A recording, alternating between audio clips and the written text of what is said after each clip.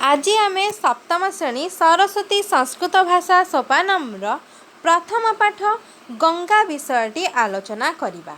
तो आम प्रथम यहाँ पढ़ी नेबा, तापर यार ओडिया अनुवाद एवं यहाँ किपरि उच्चारण करी पढ़िबो ताहा आमे जानि नेबा। तो देख प्रथम पाठ हेउची गंगा। गंगा नदी हेउची आम भारत वर्षर पवित्र नदी एवं आमे यहाँ कहीं पूजा करती, यह किपरि केउठारु बाहरी एवं नदी की उपकार करती लोक मानकर एवं प्राणी मानकर ताहा आमे वर्तमान पढ़िबा। तो वर्तमान आमे यहाँ पढ़िबा। गंगा ब्रह्मा कमंडलुं प्रतिगता विष्णु पदा निर्गता। गंगा स्वस्य जटान्तिके प्रभुरयं स्नेहेन धत्ते शिव। भस्मतं किलये गता सगराजास्ते तारिता गंगया। गंगाये च भागीरथो भूमि ददौ दीपं तदा श्रद्धया। गंगायास्तु विनिर्गता बहुनदा सिंचन्ति भूमिं तत। गंगाया सलिलं पिबन्ति सततं श्रद्धान्विता मानवा। गंगायां जलजन्तव बहुविधा कुर्वन्ति वासं मुदा। गंगे त्वा प्रणमामि सादरमहं लोकोपकारे रतम। लोकोपकारे रतम। तो यह गंगा वर्तमान आम यहाँ ओडिया अनुवाद जानी। तो सरस्वती संस्कृत भाषा सोपानम सप्तम श्रेणी प्रथम अध्याय गंगा। तो गंगा ब्रह्मा कमंडलु प्रतिगता। तो गंगा ब्रह्मा कमंडलु प्रतिगता अर्थ माने ता आड़को जाइछंती। विष्णु अर्थ विष्णु भगवान विष्णु को पदा निर्गता अर्थ पदरु निर्गत अर्थ बाहरी चंती।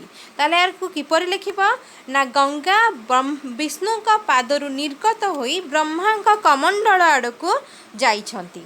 तो एठारे जे लिखिचंती से गंगा को प्रणाम जणाइछंती। तो सेथिपई से कहिचंती जे जेउ पवित्रमयी गंगा विष्णु का पादरु निर्गत होई सृष्टिकर्ता ब्रह्मा का कमंडल आड़को जाइथिले सेही गंगा को सादरे प्रणाम करुछि। तापर देख स्वस्य जटान्तिके प्रभुरयं स्नेहेन धन्ते शिव। स्वस्य हैला माने निजर, जटान्तिके हैला जटारे, स्नेहेन हैला स्नेहरे, धन्ते हैला धारण करिबा, शिव हैला भगवान शिव। तो जेउ गंगा को प्रभु शिव स्नेहरे निज जटारे धारण करथिले सेही गंगा को मोर सादरे प्रणाम जणाउछि। तापर देला भस्मतं किलये गता सगराजा स्ते तारिता गंगया। तो देख सगराजा सगर राजवंशर जो राजा माने तांकु कपिल ऋषि नामक कपिल नामक जड़े ऋषि थिले। सी कौन करते ना अभिशाप देइथिले। अभिशाप बल से माने समस्ते भस्मत्व प्राप्त होइथिले। तो भस्म पाइथिले। तो माने तांको तारित अर्थ तांकर अभिशाप मुक्त करिया पई अर्थ तांको उद्धार करिवा पई गंगाया गंगा द्वारा तांको उद्धार करिवा पई सेही सगराजा वंशर जने राजा जे कि उद्धार राजा माने उद्धार करिया पई से जन्म होइथिले तांको हला भगीरथ बोली कहंदी। भगीरथ राजा से सगराजा वंशर सागर राजवंशर है सी है उद्धार करने गंगा को भूमि अर्थ मर्त्यपुर को तांको डाकी थिले। तो सेटा आमे तापर आमे पढ़िबा। ताले यार अर्थ कौन है ना सागर राजवंशर राजा माने कपिल मुनि अभिशाप रु भस्मत्व लाभ करथिले। तो सेमानंको शाप मुक्त करी अर्थ उद्धार करने गंगाया अर्थ गंगा द्वारा गंगाए च भगीरथो भूमि ददौ दीपं तदा श्रद्धया। अर्थात भगीरथ राजा उद्धारक पुत्र थिले सगर राजवंशर। तो से राजा मान को उद्धार करने जे कपिल ऋषि अभिशाप भस्मत्व पाई से गंगा को भूवि अर्थ मर्त्यपुर को से डाकी थिले। दद अर्थ है देवा बा प्रदान करवा। कौन प्रदान करवा ना दीपं अर्थ दीप। तदा अर्थ सही समय श्रद्धया अर्थ श्रद्धारे। तो जो गंगा को सही वंश अर्थ सागर वंशर श्रेष्ठ राजा भागीरथ से मर्त्य को आनी क्या को गंगा को तांको वंशर राजा मान को उद्धार करने सेतेबेले सही समय से श्रद्धार सहित गंगा को दीप प्रदान करुथिले। गंगा यास्तु विनिर्गता बहुनदा सिंचन्ति भूमि तत। तो गंगायास्तु विनिर्गत अर्थ निर्गत हेबा, बहुनदा अर्थ बहुत नदी, अर्थ गंगा नदी बहुत नदी निर्गत होइतिले। सिंचन्ति भूमि तत, भूमि है मर्त्यपुर जो माटी, आम माटी को आम भूमि बोली कहवा। सिंचन्ति अर्थ जो सिंचन करती माने जल सिंचन करती। तो गंगा नदी बहुत नदी निर्गत होई से मर्त्यपुर भूमि को सिंचन करुथिले। तो जो गंगारू बहुत नदी बाहरी भूमि को सिंचन करुथिले से गंगा को मोर सादरे प्रणाम। गंगाया सलिलं पिबन्ति सतत श्रद्धान्विता मानव। अर्थ गंगाया अर्थ गंगा नदीर सलिल अर्थ है जल है, गंगा नदीर जल। पिबन्ति अर्थ पान करती, सतत है सदा सर्वदा, श्रद्धान्विता है श्रद्धारे, मानव है मानव माने। तो जो गंगा नदीर पवित्र जल को मानव माने श्रद्धारे सबुबेले पान करती से ही गंगा माता को मोर सादरे प्रणाम बा आदर पूर्वक प्रणाम जनाऊँगी। तापरे गंगाया जल जंतव बहुविधा कुर्वन्ति वासं मुदा। तो गंगाया अर्थ गंगा नदी रे जल जंतव अर्थ जलचर जीव माने, बहुविधा अर्थ बहुत प्रकार बा विभिन्न प्रकार जल जीव माने से गंगा नदी रे कुर्वन्ति वासं अर्थ वासं है रहिबा, कुर्वन्ति वास करिबा, कुर्वन्ति अर्थ करिबा, मुदा है आनंद रे।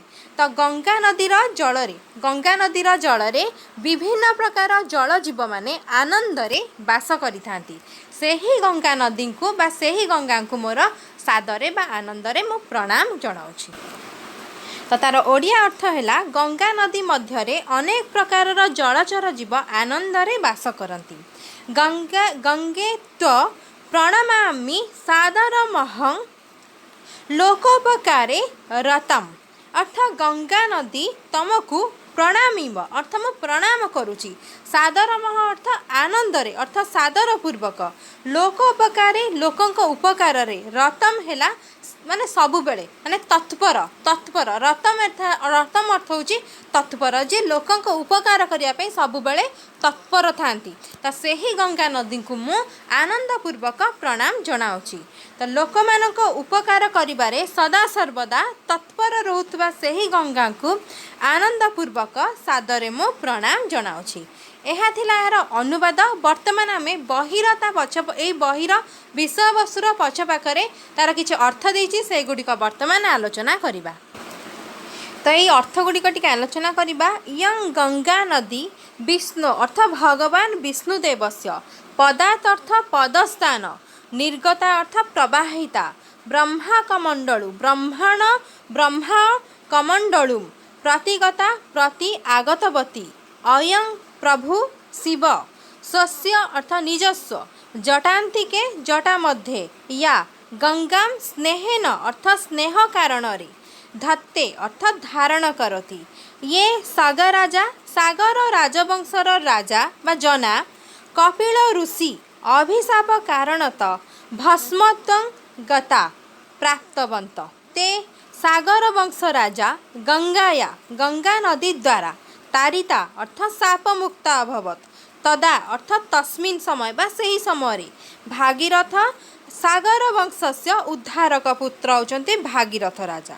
श्रद्धाया अर्थ श्रद्धा कारणत, भुवि अर्थ पृथिव्याम बा पृथ्वी, गंगाए गंगा देव्य, दीपं ददौ अर्थ दीपदान कृतवान बा दीपदान करिबा, गंगाया गंगा नदी तह, बहुनदा अर्थ बहु नदी विशेषा, विनिर्गता अर्थ उत्पत्तिता बा उत्पत्ति हेबा, या भूमि अर्थ पृथ्वी जल द्वारा सिंचन्ति अर्थ सेचन कुर्वन्ति, श्रद्धान्विता मानव श्रद्धायुक्त मनुष्य, गंगाया सलिलं अर्थ गंगा नद्या जलम, सलिलं है जलम, सतत अर्थ सदा सर्वदा, पिबन्ति अर्थ पान कुर्वन्ति अर्थ पियन्ति, गंगायां गंगा नदी मध्ये बहुविधा अर्थ अनेक प्रकार, जलजन्तम अर्थ जलचर जीव, जलचर जीवा, मुदा अर्थ आनंदेन माने आनंदरे, वासं कुर्वन्ति अर्थ निवास कुर्वन्ति माने रुहन्ति, गंगे हे गंगा देवी, लोकोपकारे रतम अर्थ लोक नाम उपकारे तत्पर रतम है रतम है तत्पर रहा सब तत्पर रहा लोक मान उपकार पाई त्वा सादर आनंद सॉरी आदर पूर्वक सादर अर्थ आदर पूर्वक अहं प्रणमामि अर्थ नमस्कार करोमि बा नमस्कार करुछि। यह थिला किति कठिन शब्दर अर्थ ये तुम बही रे देछि तो यापर आम ये प्रश्न गुड़िकर उत्तर आलोचना करवा। तो ये प्रश्न गुड़िक देखिन यापर आम यार परवर्ती वीडियो रे ये प्रश्न गुड़िकर उत्तर आलोचना करवा।